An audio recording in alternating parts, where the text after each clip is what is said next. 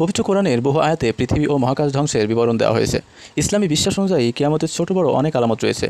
সব আলামত প্রকাশ পাওয়ার পর নির্দিষ্ট সময়ে হজরত ইসরাফিল আলাইহিসসালাম সিংহায় ফুৎকার দিবেন। আল্লাহর আদেশ পাওয়া মাত্রই তিনি দায়িত্ব পালন করবেন। তার দেওয়া ফুৎকারে ধ্বংস হবে সব কিছু। পবিত্র কোরআনের এরশাদ হয়েছে, আল্লাহর সত্তা ব্যতীত সব কিছু ধ্বংস হবে। সূরা কাসাস 88। ইসরাফিল আলাইহিসসালামের সিংহায় ফুৎকার দেওয়ার দিন সকালে লোকেরা আপন আপন কাজে ব্যস্ত থাকবে। হঠাৎ সূক্ষ্ম তবে দীর্ঘ একটি আওয়াজ সবাই শুনতে পাবে। সব স্থানের মানুষ সমানভাবে এই আওয়াজ শুনবে।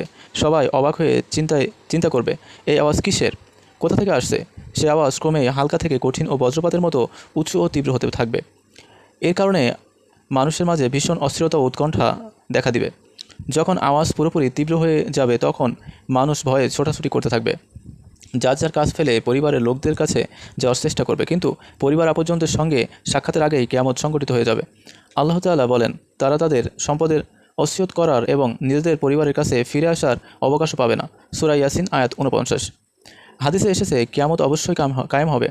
তা এমন সময় যে কাপড়ের দোকানে ক্রেতা বিক্রেতার সামনে কাপড় দেখার জন্য মেলে ধরবে, কিন্তু দরদামও শেষ করতে পারবে না, কাপড় গোটাতেও পারবে না।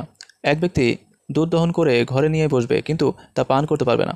এক ব্যক্তি হাউস মেরামত করবে, কিন্তু তা থেকে পানি পান করতে পারবে না। এক ব্যক্তি লোকমা তুলবে, কিন্তু তা মুখে দিতে পারবে না। এমন অবস্থায় কিয়ামত কায়েম হবে।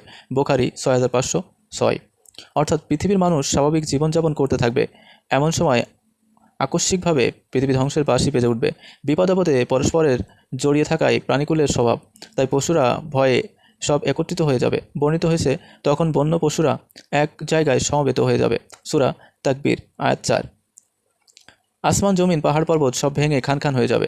সাগরের জলরাশি শুকিয়ে যাবে। সেখান থেকে আগুনের লাভা বের হতে থাকবে। ক্রমাগত এমন ভূমিকম্প হতে থাকবে যা পুরো বিশ্ব ব্রহ্মাণ্ডকে চুরমার করে দেবে।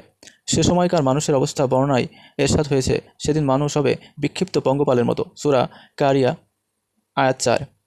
সিংহায় ফুৎকারের ভয়াবহতা সম্পর্কে পবিত্র কোরআনের এরশাদ হয়েছে, যখন সিংহায় ফুঁক দেওয়া হবে সেটা হবে অনেক কঠিন দিন।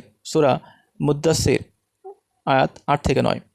আল্লাহ তাআলা আরও বলেন, সিংহায় ফুঁক দেওয়া হবে, ফলে আল্লাহ যাদেরকে ইচ্ছা করেন তারা ছাড়া আসমান সময়ে যারা আছে এবং পৃথিবীতে যারা আছে সবাই বেহুশ হয়ে পড়বে। আরও এরশাদ হয়েছে, সেদিন জমিন ও পর্বতমালা প্রকম্পিত হবে এবং পাহাড়গুলো চলমান বালুকা রাশিতে পরিণত হবে। সূরা মুজাম্মিল আয়াত 14। পৃথিবীর সঙ্গে ধ্বংস হবে খুঁটিবিহীন 7 আসমান। আল্লাহ বলেন, সেদিন আকাশকে আমি গুটিয়ে নেব, যেমন গোটানো হয় লিখিত কাগজপত্র। সূরা হজ আয়াত 104। একটা পশুর চামড়া ছাড়ানোর পর যা অবস্থা হয়, আকাশেরও অবস্থা হবে তাই। কোরআনের ভাষ্য, যখন আকাশের আবরণ অপসারিত হবে। সূরা তাকবীর আয়াত 11। অন্য আয়াতে আল্লাহ বলেন, যেদিন আকাশ বিদীর্ণ হবে তখন সেটি রক্তবর্ণে রঞ্জিত চামড়ার মতো হয়ে যাবে। সূরা রহমান আয়াত 37। সূরা মাআরিজে বলা হয়েছে, সেদিন আকাশ হবে গলিত তামার মতো। সূরা মাআরিজ আয়াত 8। কোরআনী বর্ণনা অনুযায়ী পাহাড় পর্বত জমিনের পেরেক স্বরূপ। বিশাল এ পৃথিবীর স্থিরতার মূলে এই পাহাড়। এত বিশালাকার পাহাড় পর্বত সে সময় হয়ে যাবে ধনির পশমের মতো। আল্লাহ তাআলা বলেন, পর্বতমালা হবে ধ্বনিত রঙিন পশমের মতো। সূরা কারিয়া আয়াত 5। বিশ্বজগতের ঐতিহ্য চন্দ্র সূর্য ও নক্ষত্ররাজির আলো সেদিন মলিন হয়ে যাবে। এমনও নক্ষত্র আছে যেগুলো পৃথিবী থেকে কয়েক লাখ গুণ বড়। সে নক্ষত্রের আলো সেদিন নিষ্প্রভ হয়ে যাবে। কোরআনে এসেছে, যখন সূর্য আলোকবিহীন হয়ে যাবে, যখন নক্ষত্র মলিন হয়ে যাবে। সূরা তাকবীর 1 থেকে 2।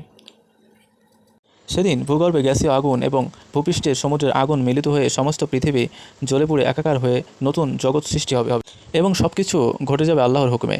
মহান আল্লাহ রাব্বুল আলামিন ইরশাদ করেছেন, কিয়ামতের ব্যাপারটি তো এমন, যেমন চোখের পলক অথবা তার চেয়েও ক্ষণকালের ব্যাপার মাত্র। নিশ্চয়ই আল্লাহ সব কিছুর উপর শক্তিমান। সূরা নাহল আয়াত 77।